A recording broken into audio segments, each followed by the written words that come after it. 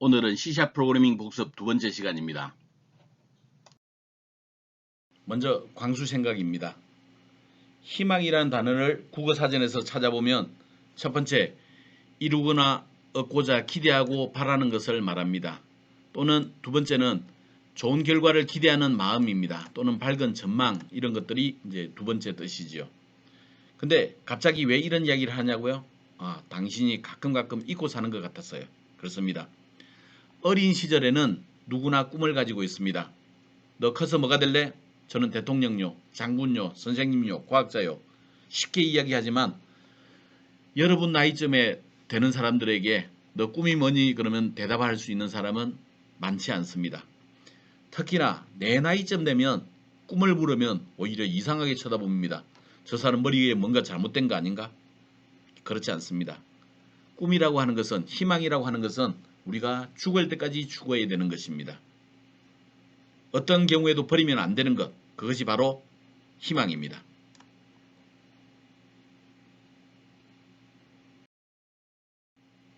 행복한 경영 이야기에서는 산은 올라가는 사람에게만 정복된다 그랬네요. 내가 어떤 산에 도전을 하지 않았는데 그 산을 올라갈 수 있는 가능성은 전혀 없습니다. 희망은 산과 같은 것이죠. 단단히 마음먹고 떠난 사람들은 모두 산꼭대기에 도달할 수 있습니다. 도전하지 않고 얻을 수 있는 것은 없습니다. 사실 나 또한 지리산에 다시 한번 올라가 봤으면 하는 꿈을 가지고 있는데 아직 실현을 잘 못하고 있습니다. 머지않은 시간 내에 지리산을 정복하는 꿈을 한번 도전해 보아야 할 것 같습니다. 이번 시간에는 C# 프로그래밍의 복습으로서 선택 구문, 반복 구문, 배열, 메서드 이런 따위들에 대해서 알아보고자 합니다.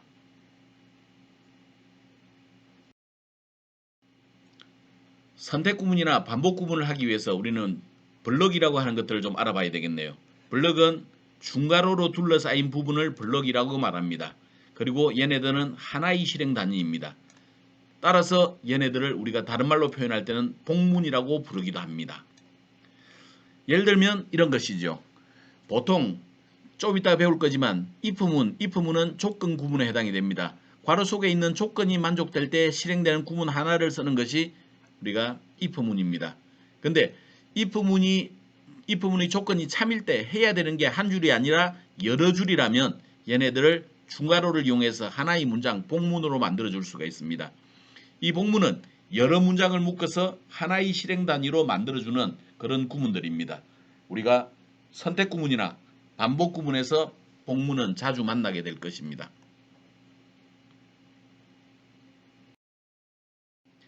다음은 선택 구문에 대해서 공부해 보도록 하겠습니다. 선택 구문으로 사용하는 가장 대표적인 문장은 if문입니다. if문은 몇 가지 형태로 사용할 수 있는데 가장 간단한 형태가 취사 선택형의 구조입니다. 왼쪽 그림과 같은 것을 우리가 흐름도라고 부릅니다. 이 흐름도는 영어로 표현할 때는 플로우 차트라고 부르죠. 이 플로우 차트는 프로그램이 어떤 순서로 동작되는지를 보여주는데 가장 효과적인 수단입니다. 만국 공통 언어이죠. 이런 흐름도는 굉장히 논리 구조를 명확하게 보여준다는 측면에서는 도움이 되나 단점은 종이를 많이 낭비합니다. 그래서 최근에는 알고리즘을 표현할 때 흐름도 보다는 의사 코드를 더욱 많이 사용을 하고 있습니다. 흐름도에서 프로그램 진행 방법은 화살표로 표시합니다. 마른 목골은 조건을 나타내죠. 조건은 값이 60보다 크거나 같으냐라고 물어봤습니다. 자, 크거나 같냐고 물어봤을 때 결과는 참 또는 거짓으로 나오겠죠. 참일 때는 이 문장을 실행을 합니다. 거짓일 때는 아무런 문장도 실행하지 않습니다. 그리고 실행이 된 다음에는 두 가지가 만나가지고 다음 단계로 진행을 하게 되는 이런 형태. 참일 때는 실행할 문장이 존재하고 거짓일 때는 없는 이런 형태의 구조를 우리 취사 선택형의 구조라고 얘기를 하죠.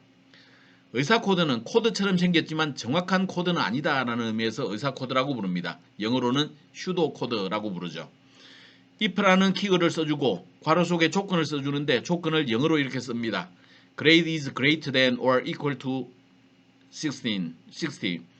자, grade가 greater than 크다 or equal to 같다 60보다 크다 같다 두 가지를 물어본 거죠.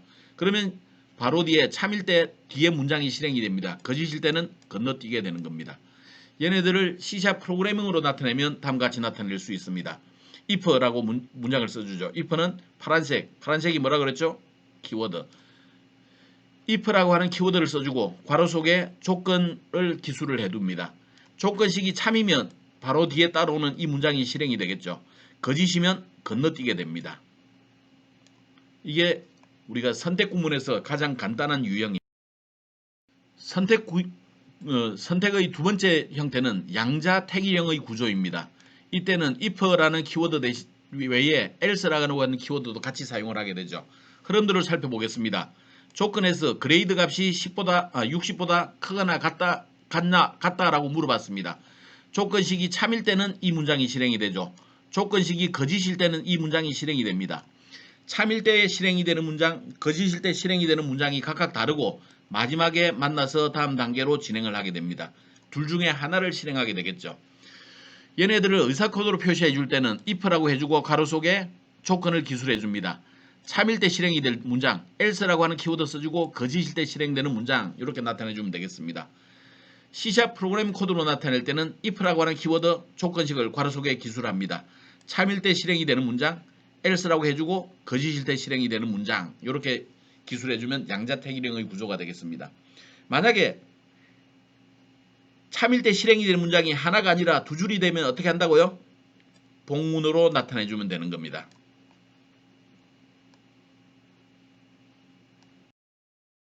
다음은 다중 if else 구문입니다. 선택지가 여러 중에 하나일 때 사용하는 구문들이 다중 if else 구문입니다. 자, 우리 성적을 이용해서 A 플러스부터 F까지 구분하는 그런 프로그램을 짠다고 생각을 해보죠. C샵에서 이렇게 기술해 주면 될 겁니다. if라고 하는 키워드를 써주고 조건식을 첫 번째 조건식을 달아줍니다. 95보다 크거나 같다. 그러면 A 플러스다라고 출력하죠. 자, 아닐 때는 else라고 써주죠. 이어서 조건을 하나 더 다시 붙여줍니다. else if 묶어서 사용을 해줍니다. 두 번째 조건을 실행하고 A0를 출력하죠. else if라고 해주고 다시 세 번째 조건 else if 해주고 네 번째 조건 가장 마지막에는 else만 적어주면 됩니다. 그리고 이때는 F 낙제점을 주면 되겠죠. 이런 형태로 사용하는 구조를 우리는 다중 if else 구문이라고 얘기를 합니다. 이런 구문 또한 우리 자주 만나게 될 것입니다. 다중 if else 구문은 다른 형태로 사용을 해줄 수도 있는데 그 방법은 스위치 케이스문을 사용을 하는 겁니다. 자, 파란색은 키워드라고 그랬죠.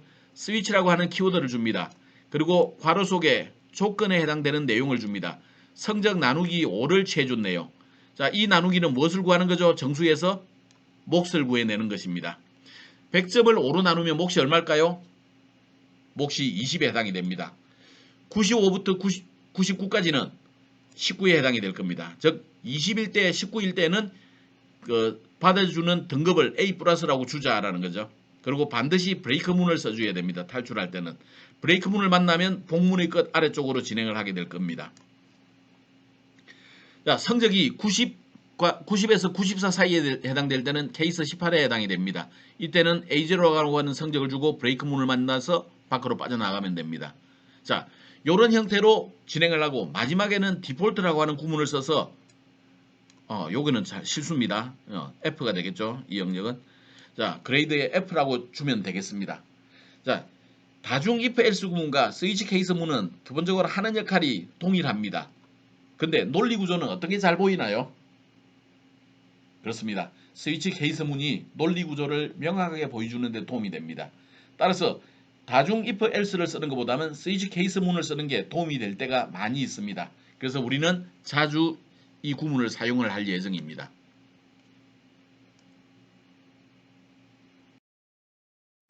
다음은 반복 구문에 들어가 보기로 하죠. 반복 구문의 가장 기본적인 형태는 while문입니다.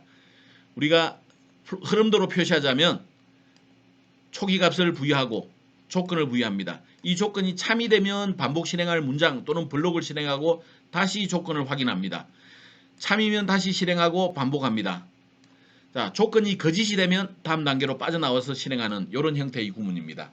while 구문의 신텍스는 while이라고 써주고 괄호 속에 조건식을 기술해 주면 됩니다. 그리고 중괄호 속에 반복 실행할 문장들을 기술을 해주면 되겠네요. 자, 우리 while문을 사용하는 대표적인 예를 한번 볼까요? 내가 0부터 100까지의 합을 계산한다고 한번 생각을 해보죠. 그 경우에 우리는 0 더하기 1 더하기 2 더하기 3 더하기 이런 식으로 해야 될 겁니다. 근데 그걸 한 문장으로 쭉 나열해서 쓰면 너무 귀찮은 일입니다. 이런 것들은 반복 구문을 이용하면 되는데 이때 while문을 쓰면 이런 형태로 기술해 줄 수 있습니다. 변화되를 값을 정수형으로 iCount라고 부르기로 하죠. 그 다음에 합을 저장할 공간을 iSum이라고 부르겠습니다. 초기 값은 0이 되겠죠. 자, while문에서 조건을 기술해 주는데 ICNT가 100보다 적거나 같다. 현재 ICNT 몇이죠? 현재 ICNT는 0의 값을 가지고 있습니다. 조건형은 참입니까? 거짓입니까? 참입니다. 그러면 안에 있는 내용이 실행이 되겠죠. 자, isum은 더하기 equal 그랬는데 더하기 equal은 isum equal isum 더하기 ICNT라고 그랬죠. 아까 전에 설명했던 내용입니다. 그러면 현재 isum은 0의 값을 가지고 있고 ICNT도 0입니다. 두 가지를 더하니까 0이 되고 그 결과를 다시 isum에 넣으니까 isum을 출력을 하게 되면 console.writeLine은 출력하는 건데 출력을 하게 되면 0이 출력이 될 겁니다. iCount 플러스 이런 것들이 증가 연산자네요. 증가 연산자는 플러스가 앞에 있느냐 뒤에 있느냐에 따라서 각각 좀 달라지게 되는데 지금은 후치형으로 기술했네요. ICNT 값이 하나 증가합니다. 그러면 뭐가 되죠? 1로 바뀝니다. 그리고 다시 조건문으로 들어오죠. 현재 ICNT는 얼마죠? 1입니다. 1은 100보다 적거나 같다. 참입니까? 거짓입니까? 참이죠. 그러면 isum에다가 현재 0에다가 ICNT 1을 더해서 isum에 넣으면 isum이 1로 바뀔 겁니다. 자, 1이 출력이 되죠. ICNT 증가했습니다. 2로 바뀌죠. 자, 현재 ICNT는 2가 되겠죠. 조건이 참입니까? 거짓입니까? 참입니다. 그러면 현재 갖고 있는 i에다가 ICNT 2를 더하면 합이 3으로 바뀌어서 isum에 들어가겠네요. isum 3 출력합니다. ICNT 4로 바뀌겠네요. 이렇게 해서 마지막에 ICNT 값이 101이 되는 순간 복문 밖으로 요 영역으로 빠져나오게 됩니다. 그래서 0부터 100까지의 합을 계산을 해줄 수가 있는 거죠. 이와 같이 동일한 작업을 계속 반복할 때 while문을 자주 사용을 하게 됩니다. 두 while문이 있습니다. 이것 또한 while문과 거의 흡사한데 차이점은 앞쪽에 do라고 써주고 조건이 뒤에 있다는 거죠. 그리고 반복 실행할 문장을 중간에 써줍니다. 자, 우리가 앞에서 했던 걸 그대로 해주면 ICNT, isum이 들어있고 그 다음에 계산하는 루틴이 앞에 있죠. 그리고 while문이 다음에 조건식을 기술을 해주면 됩니다. while문과 두 while문의 그 차이점은 뭘까요? while문은 조건식이 앞쪽에 있으니까 초기에 조건이 만족되지 않으면 아무런 문장도 실행이 되지 않습니다. 그러나 두 while문은 뒤쪽에서 조건을 따지기 때문에 적어도 한 번은 실행이 되고 마지막에 조건을 비교를 하게 되겠죠. 그런 것들이 while문과 두 while문의 차이입니다. 일반적으로 두 while문은 그렇게 널리 사용하지는 않습니다. 다음은 for문입니다. for문도 많이 사용하는 거죠. for문은 좀 여러 가지들이 그 식 내에 들어 있습니다. 자, 구조를 보자면 for라고 하는 키워드를 쓰고 괄호 속에 여러 가지들이 들어 있습니다. 1번 초기 값도 들어 있고 2번 불린 익스프레션 조건식도 들어 있고 4번 반복하는 문장들도 여기에 내부에 기술하게 되어 있습니다. 그리고 3번 영역에 반복 실행되는 문장이 들어 있죠. 초기의 값이 불린 익스프레션 조건을 만족하는지 확인하고 만족하면 반복 실행합니다. 정문으로 들어가고 정문을 하고 다음에 다시 조건 확인하고 반복 실행하고 다시 정문하고 반복 실행하고 조건 확인하고 반복 실행하고 이 과정을 계속해서 반복하다가 마지막에 조건이 거짓이 되면 바깥쪽으로 빠져나오는 그런 구조입니다. 자, 포문을 활용할 때는 보통 이런 형태로 해주면 되겠죠. yforce라고 하는 값을 우리가 그 10번을 더하고 싶다고 한번 생각을 해보죠. 자, 그러면 카운트 값을 0에서부터 여기가 초기 값 기술입니다. 10보다 적을 때까지니까 카운트 값이 9일 때까지 반복되죠. 하나씩 증가시키면서 증가 연산자입니다. 실행이 되죠. 0부터 9까지 10번이 실행이 되는 내용이 되겠습니다. yforce 더하기 이꼴 15는 한 번 실행할 때마다 yforce 값이 15가 더해지게 되겠네요. 그래서 0일 때 15 더해지고 1일 때 15 더해지고 2일 때 15 더해지고 그래서 최종적으로 yforce 값은 150으로 바뀌어 있을 것입니다. 다음은 포이치문입니다. 포이치문은 배열이나 컬렉션과 같이 여러 개의 동일한 자료가 존재하는 자료 구조에서 순서대로 값을 가져와서 반복 수행하는 데 사용됩니다. 일반적으로는 값을 이용하는 데만 사용하고 값을 설정하는 데는 사용하지 않습니다. 만약에 그 컬렉션 내용을 변경하는 데 사용하게 되면 의도치 않은 결과가 발생할 수도 있으니 조심하셔야만 됩니다. 자, 포이치문 사용 예를 배열의 요소 순회에 활용한 예를 한번 살펴볼까요? 자, 지금은 배열 선언할 때 인테저 정수형 배열을 선언했네요. 배열명은 iArray 2번이라고 했습니다. 그리고 new 키워드를 통해서 그 배열의 크기를 형성했고 초기값 그 0번 요소부터 4번 요소까지 1부터 5까지의 값을 할당을 해 두었습니다. 여기에서 보통 우리가 배열의 요소를 출력할 때 우리는 for문을 사용할 수도 있고 while문을 사용할 수도 있습니다. 그렇지만 for each문을 이용을 하게 되면 이 배열의 그 크기나 이런 것들을 신경 쓸 필요가 없기 때문에 모든 요소를 순회함으로써 프로그램이 아주 깔끔하게 됩니다. 사용하는 예를 보면 for each문이라고 하는 키워드를 써주게 되고 여기가 배열명이 있죠. 이는 무엇 안에라는 뜻이죠. 배열 안에 있는 요소를 가져오는데 iArray 2번이라고 하는 배열의 요소들은 각각 정수형, 인테저형으로 정의가 되어 있습니다. 그러면 이 iValue 위치에는 첫 번째는 0번 위치의 값이 들어오게 될 거고 두 번째는 1번 위치, 세 번째는 2번 위치 이런 식으로 출력이 될 겁니다. 그래서 console.writeLine으로 5번을 반복 출력을 하면 처음 위치에서는 1, 두 번째 위치에서는 2 이런 형태로 모든 그 값들을 출력을 해줄 수가 있습니다. 다음은 브레이크와 컨티뉴문에 대해서 알아보겠습니다. 먼저 브레이크문입니다. 브레이크를 우리나라 말로 단어를 옮겨보게 되면 깨다, 부수다 이런 뜻이 되겠습니다. 즉 어딘가로부터 깨고 탈출하는 데 사용되는 문장이 브레이크문입니다. 브레이크문은 while문, doWhile문, for문, foeach문 등과 같이 반복 구문에서 탈출할 때 사용하기도 하고 판단 구문에서는 스위치 케이스문으로부터 케이스에서 탈출할 때 사용이 됩니다. 일반적으로 조건에 해당되면 구문에서 완전히 탈출하기 때문에 그 이후의 구문들은 실행되지 않습니다. 예를 들어서 for문을 통해서 한번 살펴보기로 하죠. for문에 보면 i 카운트 값이 0에서부터 100보다 적을 때까지 하나씩 증가시키면서 반복 처리를 합니다. 그런데 중간에 if문을 통해서 i 카운트 값이 10이 되면 브레이크문을 만나게 되네요. 우리가 i 카운트 값이 0부터 증가하다가 10에 해당되는 순간 브레이크문을 만나서 요 아래쪽으로 실행 위치가 이동되게 됩니다. 따라서 i 카운트 값이 11 이후로부터 99까지의 값들은 전혀 실행이 될 수가 없는 것입니다. 완전 탈출하는 조건, 그것이 브레이크문에 해당이 됩니다. continue는 우리나라 말로 하면 계속하다 그런 뜻이 됩니다. 계속하다. 얘네들은 while, doWhile, for, foeach 등 반복 구문에서 조건부로 재실행하는 그런 개념이 되겠습니다. 해당되는 조건에 해당돼도 완전히 탈출하는 게 아니라 다음 반복 차례로 이동을 하게 됩니다.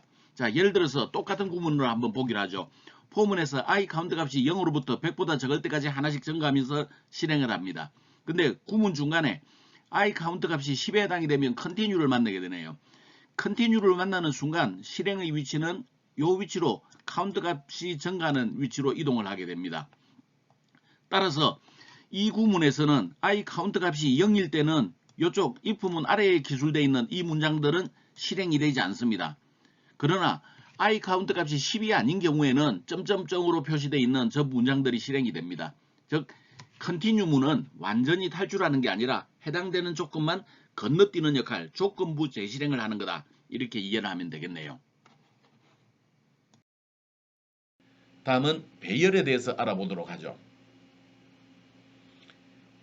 배열은 동일한 자료를 여러 개를 취급할 때 사용을 합니다. 배열을 사용하게 되면 여러 가지 효과가 있는데 이름을 지을 때 편리하다, 반복문을 이용할 수도 있다. 이런 것들이 대표적인 편리한 내용들입니다. 자, 배열의 경우에는 배열은 여러 개의 요소를 담는다 그랬네요. 그러면 초기의 배열의 크기를 알 수 있을까요? 없을까요? 네, 그렇습니다. 초기에는 모릅니다. 그러면 배열은 가병일까요? 참조형일까요? 그렇죠. 배열은 참조형입니다. 배열은 참조형입니다. 자, 배열은 참조형이기 때문에 배열 이름을 지정하는 것과 메모리를 할당하는 두 가지 과정으로 나눠집니다. 레퍼런스 변수를 선언해 주는 과정, 인스턴스를 만드는 과정 이렇게 두 가지로 과정으로 나눠지게 되는데 배열을 선언해 줄 때는 데이터 이름, 데이터형이 필요합니다. 데이터 자료가 필요해요. 정수형 배열을 만들겠다. 이거는 꺽쇠가로는 배열이라는 뜻입니다. 배열의 이름은 iNum이네요. 캐릭터형의 자료 배열을 만들겠다. 그리고 이름은 CH데이터다. 이렇게 해주는 거죠. 자, 이 과정을 보면 iNum이라고 하는 배열 이름을 만드는데 참조형이기 때문에 처음에는 레퍼런스 변수로 만듭니다. 그런 다음에 우리가 메모리 할당을 해주는데 메모리 할당을 하기 위해서는 배열의 크기가 필요하죠. 그럴 때는 배열 면수명 equal new 데이터형 배열 크기 이렇게 표현해 줍니다. 자, iNum으로 살펴보죠. iNum equal new라고 하는 키워드를 통해서 인스턴스를 만들고 정수형 자료로 만드는데 크기는 10개다 라고 나타내 줍니다. 그러면 요 위치에 힙 영역에 총 10개의 공간의 요소들이 만들어지게 되는 거죠. 자, 우리가 배열명으로 가면 가장 첫 요소로 접근할 수가 있습니다. 근데 우리가 특별하게 여기에 0이 존재하는 요 위치에 내가 접근하고 싶다. 그러면 어떻게 하면 됩니까? 여기 보는 것처럼 배열명 꺽쇠 가로에다가 번호를 주면 됩니다. 이 번호를 우리 색인 인덱스 지수라고 얘기를 합니다. 그래서 배열은 지수를 이용해서 위치를 지정할 수 있습니다. 자, 아까 전에 우리 인덱스 지수를 이용해서 위치를 지정해 줄 수 있는 게 하나가 있었죠. 혹시 기억나나요? 저번 시간에 했던 내용들입니다. 그렇습니다. 스트링, 문자열을 다룰 때도 우리가 인덱스가 있었죠. 배열의 구조와 스트링의 구조는 상당히 흡사합니다. 그래서 배열 형태로 스트링을 이용할 수도 있는 게 인덱스를 가지고 있기 때문에 나타나는 특징입니다. 일반적으로 우리가 배열을 쓸 때는 배열 선언과 메모리 할당을 동시에 해주는데 그때는 이와 같은 형태로 취급을 해주면 됩니다. 배열을 선언해주는 과정, new를 통해서 레퍼런스 인스턴스를 생성해주는 과정을 동시에 실행할 수도 있습니다. 자, 배열을 어떤 식으로 쓰는지 한번 볼까요? 이런 식으로 씁니다. 배열을 레퍼런스 변수를 선언했습니다. 그리고 메모리 할당을 해줬죠. 값을 집어넣어 줄 때는 각 요소들에 대해서 넣어줄 수 있는데 이 요소의 인덱스를 for라고 하는 반복문을 이용해서 처리를 해줄 수가 있습니다. 그래서 내가 특별한 요소에 접근할 때는 꺽쇠가로의 번호 값을 넣는다고 그랬는데 얘네들을 인덱스 값을 반복문의 반복수 i 같은 걸 이용함으로써 굉장히 효과적으로 쓸 수가 있습니다. 하나만 더 살펴볼까요? idata.length라고 그랬네요. idata.length. idata는 뭐죠? 배열의 이름입니다. 점을 붙이면 그 추가적으로 속성이나 메서드들을 가져오게 되는데 명사로 돼 있으면 속성에 해당이 됩니다. length 우리나라 말로 하면 뭘까요? 그렇습니다. 길이죠. 배열의 길이.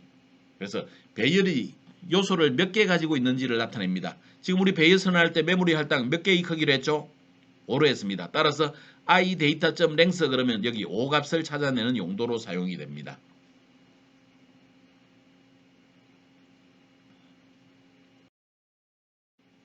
자, 오늘 다룰 마지막은 메서드입니다. 메서드라고 하는 것은 우리가 객체 지향으로 들어오기 전 절차 지향에서는 펑션이라고 이야기를 했었는데 얘네들은 수학에서 함수에 해당되는 개념들입니다. 수학의 함수.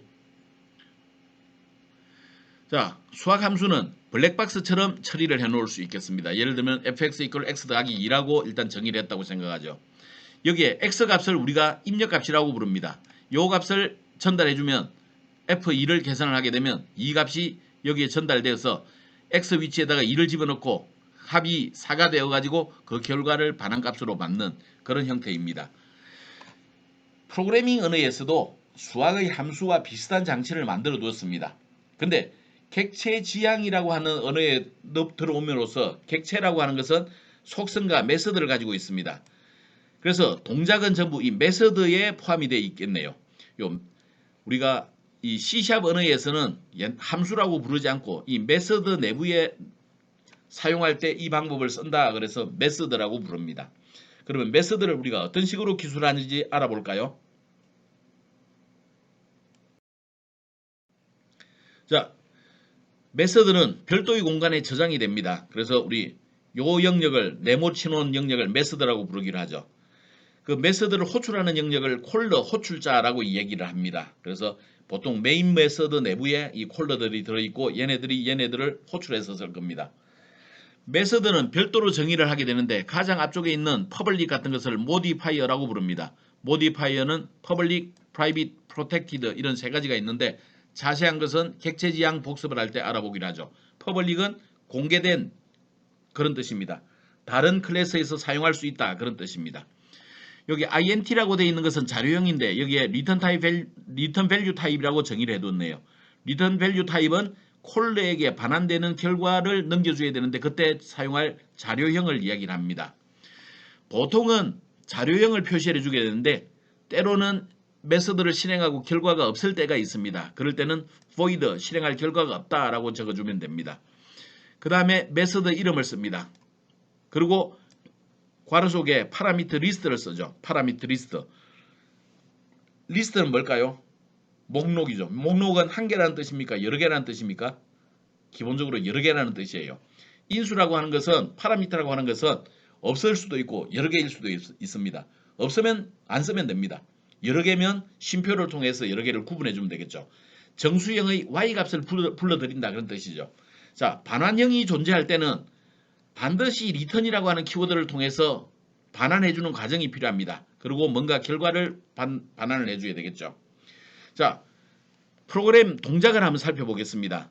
우리가 콜러 위치에서 스퀘어라고 하는 메서드를 호출하게 되면 입력을 가지고 가야 됩니다. 이 입력은 우리가 위에서 2라고 정의를 해줬네요. 그러면 2의 값을 y에다가 복사를 해주게 됩니다. 자, 그러면 y가 2니까 2 곱하기 2 그러면 4가 되겠네요. 4의 값을 리턴을 해주게 되면 그 결과를 이렇게 가지고 갈 겁니다. 이때는 y 값에 4라는 값을 전달해주는 그런 형태로 동작이 될 겁니다. 메서드를 호출해주는 방법은 값에 의한 호출, 참조에 의한 호출이 있는데 그런 것들은 나중에 예제가 나올 때 한 번 더 살펴보기로 하지요. 자, 오늘은 우리가 구글링에서 조사해 볼 것은 두 가지로 잡아봤습니다. 콘솔이라고 하는 클래스가 있는데 콘솔이라고 하는 클래스가 무엇을 하는 건지 한번 살펴보기로 하죠. 자료형에서 우리 단넷 프레임워크를 한번 이야기했죠. 단넷 프레임워크는 내가 설명을 하긴 했지만 구글링에서 단넷 프레임은 어떤 형태로 설명이 되고 있는지 한번 조사해 보기로 하겠습니다. 조사한 내용을 아래 한글이나 파워포인트나 워드나 뭐 텍스트나 뭐든지 좋습니다. 이런 걸로 요약을 해서 키스의 과제물 위치에 올려주면 되겠습니다. 오늘 우리가 살펴본 것은 선택구문, 반복구문, 배열, 메서드에 해당되는 내용을 살펴봤네요.